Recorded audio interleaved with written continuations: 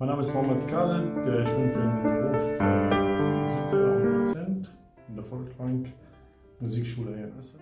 Wir hatten heute einen orientalischen Abend, das war das erste Event von uns, von der Eventverband mit AWO Essen organisiert. Wir haben Musik gespielt mit meinem Band und das war auch ja mit verschiedenen auch, ja, Vereine, die waren auch hier, die hatten auch Infostände und natürlich Abjad und dann.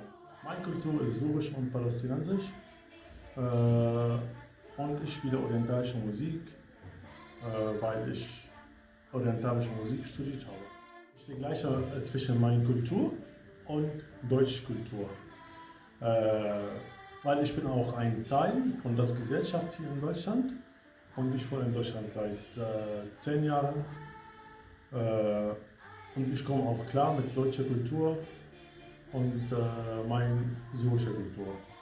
Seit 4 Jahren, wir haben erstes Mal uns getroffen mit Abjad, das war in Mülheim an der Ruhr.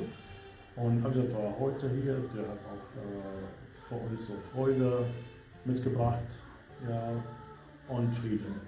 Wir sind mit Abjad, ja, und ich finde auch, ja, Abjad und Danan, die kommen aus 2 Ländern, 2 Kulturen, die 2 auch Religionen auch, und die wohnen im gleichen Land und die wohnen zusammen und die kommen klar miteinander.